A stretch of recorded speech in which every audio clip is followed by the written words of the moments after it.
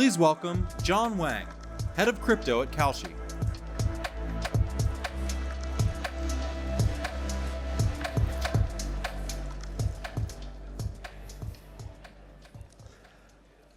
Hi, everyone. My name is John. It's a pleasure to be here. It's really cool to be at the Multicoin Summit, actually, because I joined Kalshi a few months ago, and it was Kyle and Eli that kind of first put Kalshi on the radar for me. That Kalshi is getting into crypto, and I'm really excited to kind of paint the next chapter for Kalshi today. Firstly, there's this sort of common misconception. You look at the UIs of prediction markets, and it seems to be very undifferentiated. I think if you look at the fundamentals, Kalshi actually has a huge lead. Our main moat isn't sort of this regulatory thing that will dissolve once others enter the space. We'll win because we have the highest product velocity. The team ships like crazy and is packed with talented people. We have the deepest liquidity. We've built out this very advanced broker infrastructure suite. We have parlays, like real parlays, RFQ system parlays as an industry first. The most markets. We actually provide native yield for all cash balances and open positions. The least resolution disputes in the industry. Our contracts mean something. They're legal commitments. We have a mobile app and no wash trading.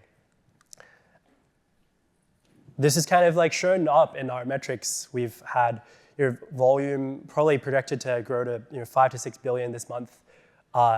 It's actually grown 700% since I joined just a few months ago. And politics has now eclipsed sports in open interest. And so we're seeing a lot of growth in every single category at Kalshi. And our mobile app is also growing very fast. So we were just number one on the App Store a few days ago, and have kind of been around top 10 for the past few months. So the past of Kalshi has been this US-only off-chain app. The future, we expanded internationally last month. Now we're going on-chain, and we want to pursue this platform strategy because we think it's really important to target different user segments and grow beyond just Kalshi as a distribution channel. We've seen this model play out a lot in crypto before, very successfully, with Pump Fund and Hyperliquid. These front ends all have existing distribution channels, and when you have third-party front ends building on top, they can really target specific user segments while accruing exchange to the value underneath.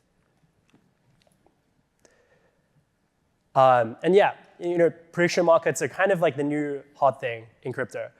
They've taken over meme coins in volume, and that might be due to certain factors such as it being more sustainable. There's no pump and dump manipulation. It resolves to the truth at the end. It's also a lot more social.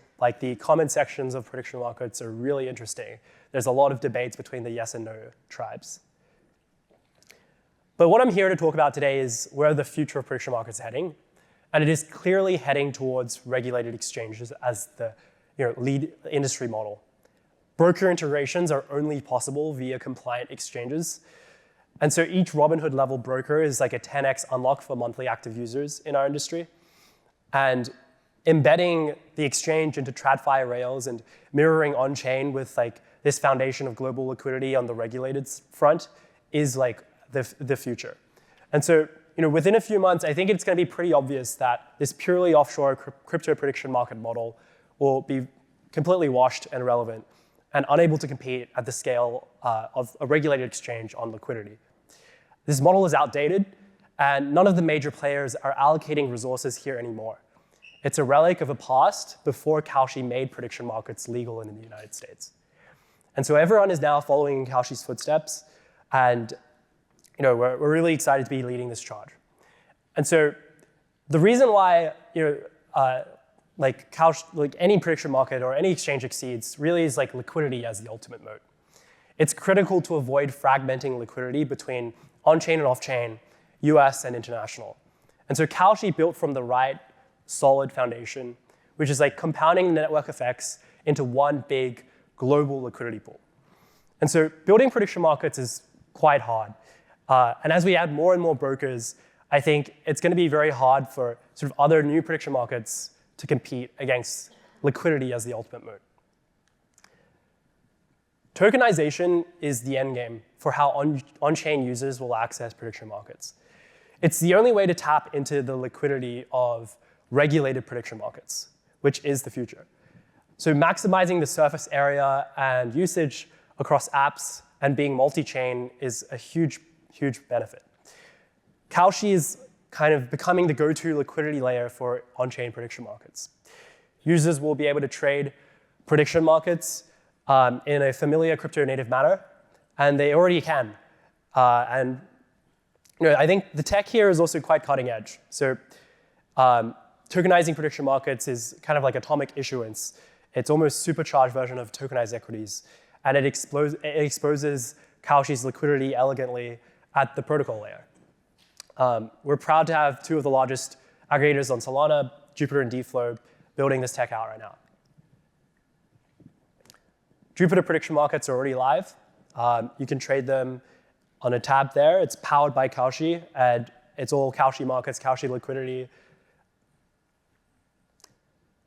And here's an example of the market page where you can trade the Democratic presidential nominee. I think the next unicorn in prediction markets will be built on top of Kalshi. Your starting prediction market now is a bad idea. You're essentially 7 years late to the game. In the same way that terminals building on Pump Fund generated over $1 billion in revenue last year, there's a huge opportunity for prediction markets to win by building on top of Kalshi. The next unicorn, I think, will be kind of like a front end on top of Kalshi or a new financial primitive utilizing Kalshi data, Kalshi liquidity, or Kalshi oracles. And we're super excited to start issuing grants to ecosystem builders in partnership with Solana and Base, and also some more chains coming soon. I think prediction markets are still incredibly early. Kalshi's user experience caters to basic users, but the user base for prediction markets is so incredibly diverse. There's a huge opportunity to cater to specific user segments. If pro traders have very specific needs for sniping, tooling, and automated alerts. Many traders also specialize in specific categories such as sports, culture, and mentions markets, where you can literally trade on what someone says in a speech, or what Mr. Beast says in his next YouTube video. Getting Kalshi into every possible surface area, whether it be via a Telegram bot to trade prediction markets in a group chat, or a Chrome extension when you're scrolling the web, or a Twitter feed overlay you're recommending markets based on social signals. Or imagine a live stream widget embedded into a mention market front end of Trump's speech that transcribes in AI in real time what he's saying. Or a weather app with localized data feeds and agricultural maps and sophisticated charting. Or Prize Picks is a sports app that we have as a broker. The fact that there are so many angles here means that I think there's a lot more creativity, and the design space is a lot vaster than sort of a third-party front-end building on meme coins or perps. And beyond trading, there's a lot of on-chain primitives that can be built. Trading is just the starting point. We are working with builders looking to deploy vaults to raise capital on-chain and increase Kalshi's liquidity. There are perps platforms that are looking to offer leverage prediction markets, and permissionless market creation is super interesting. Lending is another really cool use case, where you can unlock the idle capital in long-dated positions, because there are many Kalshi markets that go for many years. AI agents are perfect, because prediction markets, a huge task is processing a ton of data, and AI agents can do that in real time and provide you an edge. And oracles, also really cool. We've been working with basically all the largest oracles in crypto who are already live and shipping Kalshi off-chain data on-chain. And I think for Kalshi's crypto market specifically, crypto prediction markets, in my opinion, could be a lot larger than the on-chain prediction markets that we've been seeing, and could take a decent amount of market share from Deribit, which is the largest options exchange right now. Right now, the crypto options market is actually 10 times smaller compared to TradFi options, relative to their respective spot markets. A big reason why crypto options have never truly taken off is because they're too complex for retail to trade. Deribit is mostly just institutions and pro traders. It's offshore and it's used by a lot of miners to hedge, but retail is doesn't really use Deribit. and they have 90% of the market share in the crypto options industry. And so they think there's like a lot of room to grow here. And Kalshi has a suite of price prediction markets where you can check out the price of Bitcoin on like a 15-minute basis, hourly basis, daily basis, monthly basis, yearly basis. And so it's like 0DT options, but like way more digestible and way more diverse in product offering. And so I think prediction markets are kind of this Trojan horse where you can package crypto options in a very like digestible form for retail, where they think in terms of probabilities as opposed to Greeks and volatility surfaces.